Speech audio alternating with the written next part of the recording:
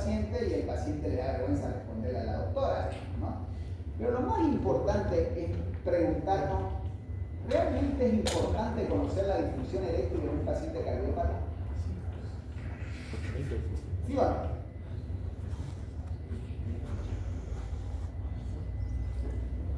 ¿Es importante o no? En el cardiópata, no les digo en su vida, en la vida, pero en el paciente que tiene enfermedad cardiovascular, ¿es importante conocer el tema de la disfunción eréctil, si está presente o no? Sí, ¿por qué? Porque así sabemos qué tan capaz es su corazón de obviar la suficiente sangre para que puedan llegar a la parte terminal. No. Ya, ¿qué más? A ver, ¿qué otra cosa se te ocurre? Este es un factor de riesgo cardiovascular. O sea, estamos entendiendo la disfunción eréctil como un factor de riesgo cardiovascular. En otras palabras, ¿por qué es un factor de riesgo cardiovascular? La autora lo está viendo desde un aspecto de bomba. Es decir, si el corazón tiene una falla en la bomba, se va a manifestar con impotencia. ¿Es así, doctora? No está mal pensado, ¿no? Pero probablemente algo que, jugando al abogado del diablo y que tiraría su premisa, sería decir, antes de que salte la disfunción eréctil, probablemente va a saltar congestión, va a saltar que el paciente no va a caminar una cuadra porque está fallando la bomba. O sea, para que la bomba falle, la fracción de eyección del ventrículo izquierdo tiene que estar menos del 40%. Entonces, vamos a tener un paciente clínicamente manifiesto. Pero sí es una explicación. ¿Cuál es otra? No puede ser por un problema de vasoconstricción. ¿Pero por qué vasoconstricción? ¿Cuál sería el problema? Porque que yo sepa, los vasos del pene primero, bueno, se tienen que llenar de sangre y después hay vasoconstricción para mantener esa sangre ahí. Pero el punto de partida, ¿cuál es? Para que haya erección, ¿qué se necesita? Vasodilatación. ¿Vaso? Dilatación. Entonces, no va por ahí. ¿Cuál es otro motivo? Les repito, entendiéndolo como factor de riesgo cardiovascular. O sea, imagínense este escenario. Le llega, no hablemos del hospital, de la consulta. Ustedes son prominentes cardiólogos y de repente entra una pareja, no, pues están siguiendo un tipo de 92 años y dice que tiene disfunción eréctil. No es disfunción eréctil, ¿no? Entonces, pero entra una pareja, pongámosle de 40 y pico, y entre charla y charla, la esposa les dice, o la novia, lo que ustedes quieran, les dice, pero comentarle al doctor que estamos teniendo problemas de disfunción. Ustedes, cardiólogos, en ese momento, ¿qué dicen? No, ¿este es problema del urólogo? ¿O a ustedes como cardiólogos les salta la alarma? Les salta la alarma, eso es lo primero que tienen que tener. ¿Por qué salta la alarma? Esa es la mejor respuesta. O sea, si alguien me cuenta eso, uno tiene que decir, a ver, paremos un poquito porque aquí algo grave está pasando. ¿Por qué? ¿Qué es lo que está pasando?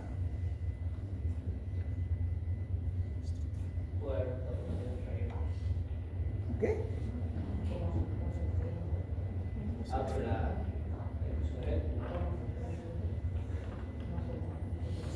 ¿Saben cuál es el problema? Y lo vamos a entender desde el otro lado. La doctora mencionó como motivo la falla en la bomba, ¿no? Quitemos un ratito la falla en la bomba y quedémonos en el corazón. Ya hace mucho tiempo se había dejado de escuchar estas noticias, ¿no? Yo tengo 3 o 4 años más que ustedes, ¿no?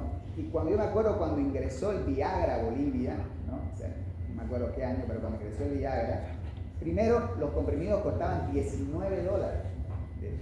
$19, ¿no? Y comprarlo era como que uno, ¿no? Pero el problema fue que la gente empezó a morir.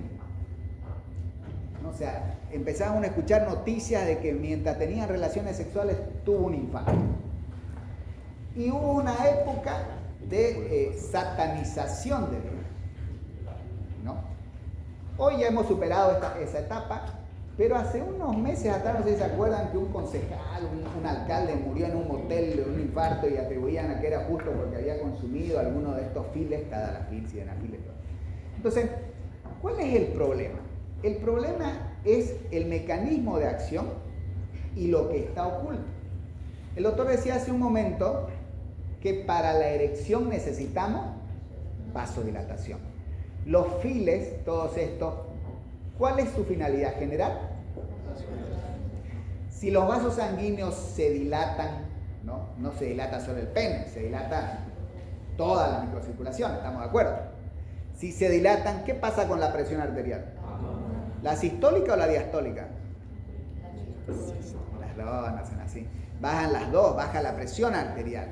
Ahora, si lo normal, entre comillas, ese paciente tenía 120/80 y se le ocurrió en carnaval tomar 100 miligramos de Viagra, porque es la época más vendida de todos estos medicamentos, y en vez de tener 120/80 cae a 160, ¿no? ¿Quién sufre más? ¿El músculo estriado o el corazón? ¿Por qué sufre más el corazón? Porque hay más constante tensión. Sufre más el corazón porque el corazón, a diferencia de los demás órganos, se nutre durante la diástole. El corazón se nutre no con el 120, se nutre con el 80. Entonces, si baja a 160, no se va a nutrir con el 100, se va a nutrir con el 60. Y en cualquier persona como ustedes, no significaría nada. Significaría que están un poquito con sueño y ya está. Pero ahora imagínense esa coronaria que tiene una obstrucción, que necesita perfusión, y que para la perfusión necesita presión. ¿Qué pasa si yo le quito la presión? Por lo tanto, se genera un infarto. Que si el infarto es de la pared anterior, probablemente el paciente termine muerto. Ahora, ¿la culpa fue del Viagra? No, la culpa es del paciente, que no sabía que tenía esa enfermedad coronaria y nunca la investigó. Entonces, si llega esa pareja y te cuenta eso, yo tengo que pensar, si el pene sufre, lo mismo está sufriendo el corazón y lo mismo están sufriendo las piernas, y si yo investigara, lo mismo está sufriendo el cerebro. Porque cuando veamos arteriopatía, pero si alguna vez vemos arteriopatía periférica en una de las charlas, van a ver cómo se mezclan los círculos y cómo convive el accidente cerebrovascular, la cardiopatía isquémica y la arteriopatía periférica.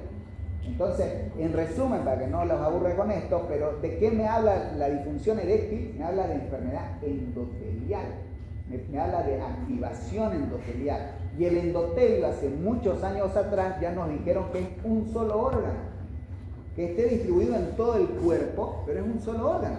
O sea que si sufre el endotelio de mi pene, el endotelio del corazón está sufriendo igual. Entonces debe ir en el otro sentido igual. ¿Qué pasa? Nosotros vemos habitualmente al paciente con enfermedad coronaria, al paciente infartado. A ese paciente infartado joven, nosotros deberíamos preguntarle, ¿y no has tenido disfunción eréctil en los últimos meses o años? Porque probablemente sí ha tenido disfunción eréctil. Y si lo hubiéramos identificado tempranamente, por ahí abordábamos de manera precoz la cardiopatía isquémica. Lo mismo con la arteriopatía periférica. Cuando hablamos nosotros de arteriopatía periférica, pareciera una entidad aislada que no tiene nada que ver con el corazón. Por Dios santo, es el mismo endotelio. Y no esperemos a que nos duelan las piernas al subir. Si de repente vemos que el paciente ha ido perdiendo vello en las piernas, eso es arteriopatía periférica. No hay circulación. No necesitamos hacerlo caminar, simplemente necesitamos ver eso. Y va mucho más allá. Hasta nuestros vecinos y colegas del frente, los odontólogos, ya ahora son médicos, porque la caries y las periodontitis son causa de infarto. Entonces, ¿por qué? Porque todo habla de inflamación. El problema del infarto es que es un proceso inflamatorio que termina con necrosis, sí, pero es un proceso inflamatorio. Perdón que esté pendiente, pero voy a comprar dos carreteras a las 4. Entonces tenemos que investigar disfunciones. ¿Se entendió? En enfermedades ya antecedentes familiares hay un montón, pero al menos debemos buscar tres. La presencia de diabetes. Recuerden que si a un paciente le diagnostican diabetes mellitus, así sea la primera vez que le decimos que es diabético, es equivalente que en el mismo momento le estuviéramos diciendo que acabas de tener un infarto. Así de interrelacionado y así conviven tan estrechamente la diabetes con el infarto. Por lo tanto, el infarto de miocardio también es un antecedente a tener menos. La muerte súbita también. Vamos a hablar de una de las clases de muerte súbita. Y así como en la disfunción eréctil, tampoco es muerte súbita si una persona se muere a los 90 años de manera repentina, digamos. También tenemos que morir en algún momento. Medicación habitual tenemos que investigar. La ley nos obliga al nombre genérico, pero también tenemos que conocer el nombre comercial, la dosis, el horario. Y esto que olvidamos mucho, ¿hace cuánto tiempo viene tomando el medicamento? Porque ¿qué sucede? Viene un paciente y le dice, ¿sabe qué, doctor? Yo tengo diabetes mellitus tipo 2. Ok. ¿Hace cuántos años tiene diabetes? Ah, no, yo tengo hace 20 años diabetes. ¿Qué está tomando?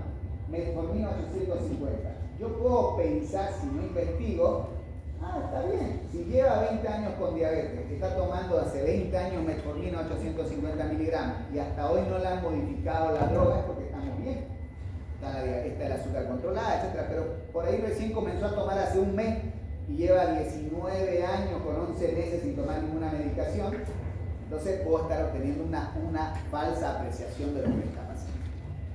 Luego de este punto, recién ingresamos a toquetear al paciente, que es el examen físico.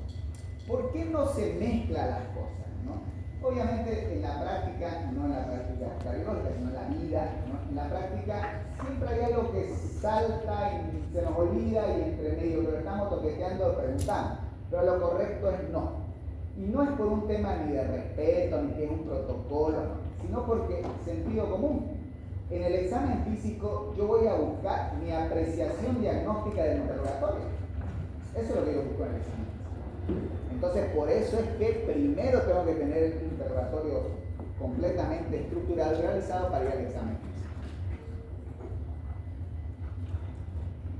¿No? Pulso, por favor, entrenen empatándose los pulsos. Un día que estén al pedo ahí mirando tele en la cama antes de dormir, pálpense todos los pulsos, pálpense pulsos femorales, pulsos popliteos, busquen los pulsos pedios, palpen los pulsos carotidios.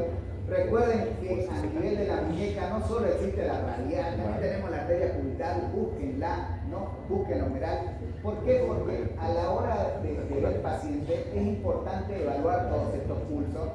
Y ustedes, cuando están en una reanimación cardiopulmonar y les piden buscar los pulsos para evaluar si la compresión es correcta, no vamos a ir para la radial que conocemos.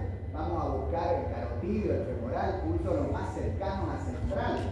¿Y qué pasa muchas veces? Si yo empiezo a masajear acá, puedo desencadenar hasta una respuesta vagal, entorpeciendo la reanimación cardiovascular simplemente por no saber dónde buscar un pulso. Y lo interesante de buscar los pulsos es que donde hay pulso, hay presión. ¿No? Miren diferentes alteraciones del pulso.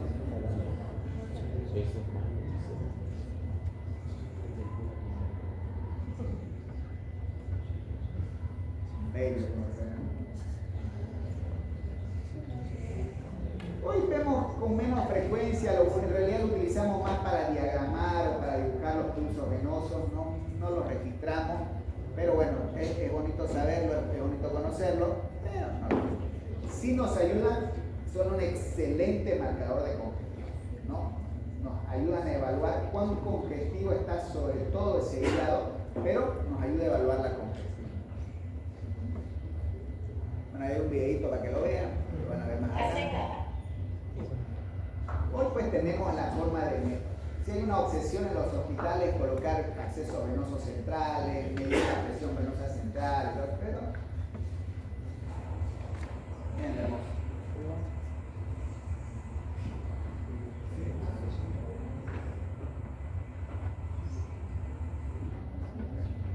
Diferentes tipos, etiologías, qué es lo que causa. Obviamente la presión arterial, recuerden que no es lo mismo el registro de la presión a nivel aórtico que el registro de la presión a nivel de los ventrículos o acercándonos hacia la microcirculación. Esto ya es de portología, digamos, ¿no? Porque hablar de los ruidos de Korokov es hablar del tensiómetro, que es el esfigmomanómetro. Hoy el esfigmomanómetro no es de primera elección, todos deberíamos utilizar un tensiómetro digital. El tensiómetro digital es el tensiómetro oficial y es los tensiómetros de referencia que deben utilizar, ¿no? Yo sé que los colegas, que los docentes les piden entrenar, está bonito entrenar y para conocer, para escuchar, para aprender también un poquito de historia. Pero si alguien habla de cuál es el método ideal, es el tensiómetro, ¿no? Ya no es el esfigmomanómetro. Obviamente cuando hablamos de tensiómetro digital no hablamos del tensiómetro que nos vamos a comprar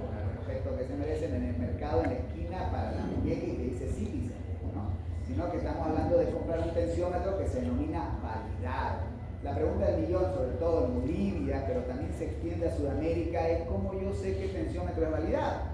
Bueno, salen al rescate sociedades no sudamericanas, como la Sociedad Internacional de Hipertensión, la Sociedad Europea de Hipertensión, que publican sus listas en las cuales están todas las marcas y todos los modelos que están validados. En Bolivia el modelo que más llega es Omron, ¿no? Y generalmente la mayoría los vende HP, y ustedes no solo pueden averiguar si está validado, sino que también hay que calibrarlo cada cierto tiempo, ¿no? Tomar la presión arterial es una ciencia, hay un ritual de por medio, una ritualística tan interesante, pero que nunca lo tiene, ¿no? O sea, peor si el paciente lo tiene que hacer en su domicilio. La gran ventaja que nos dio hoy los tensiómetros digitales es que ya no necesitamos que la presión la registre el médico.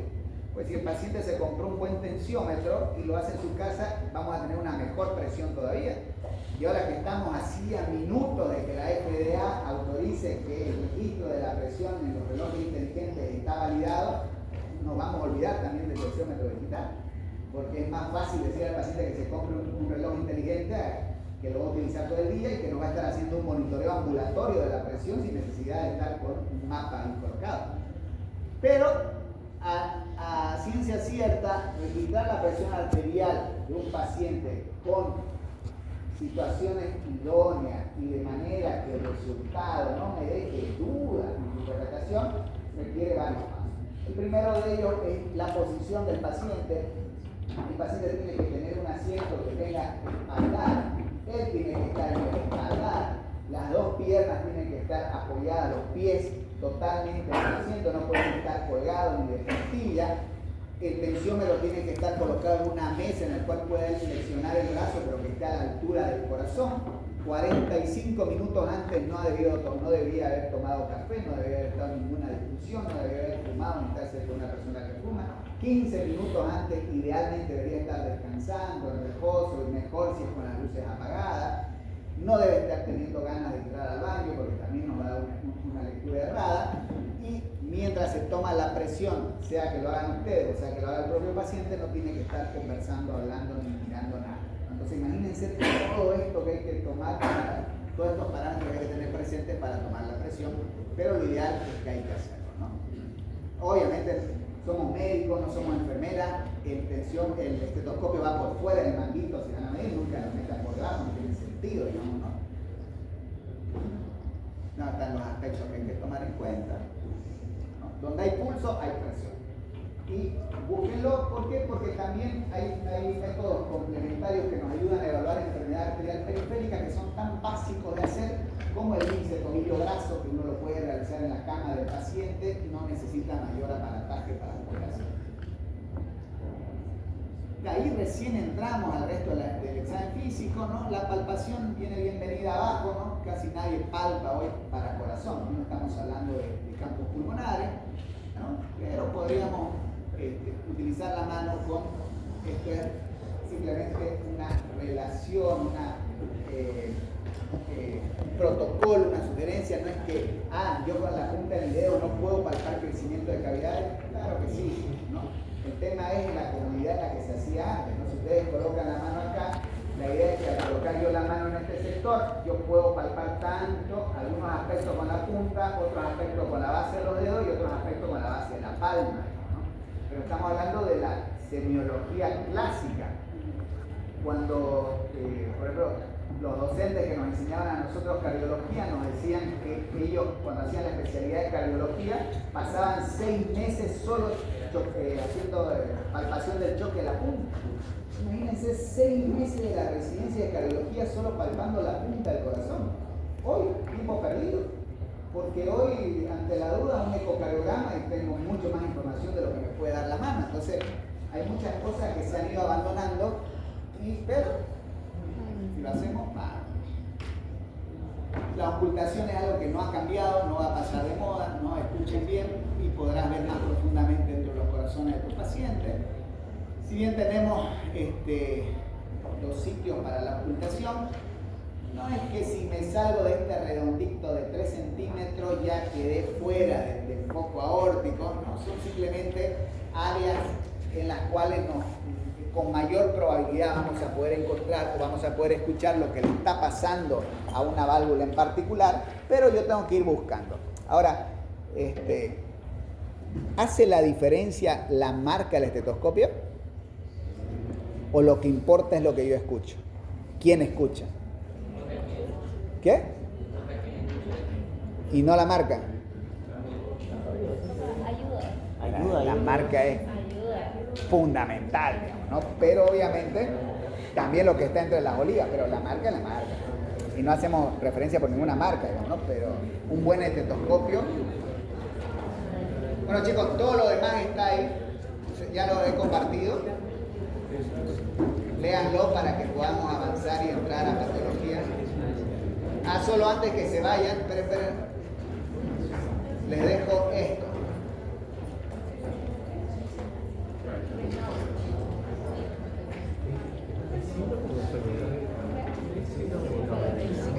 Por favor, la navaja de Occam no se les tiene que olvidar nunca, y es lo primero que se nos olvida, ¿no? Si bien esto fue creado en el ámbito de la economía y es para los economistas, lo utilizamos en medicina, ¿por qué? Porque rige nuestra vida diaria, ¿no? O sea, si tenemos diferentes situaciones que pueden explicar lo que está pasando, yo tengo que ir por la opción más sencilla, más simple, porque seguro que es la correcta. Eso rige la medicina, no nos vayamos por las ramas, en palabras sencillas, ¿no? Y generalmente nos vamos por las ramas. Tratamos de encontrar que si la enfermedad es hereditaria, que... No. Si hay múltiples causas que explican algo, generalmente la respuesta más sencilla es la correcta. Y eso, así que nos vemos el miércoles. Ahí está todo lo que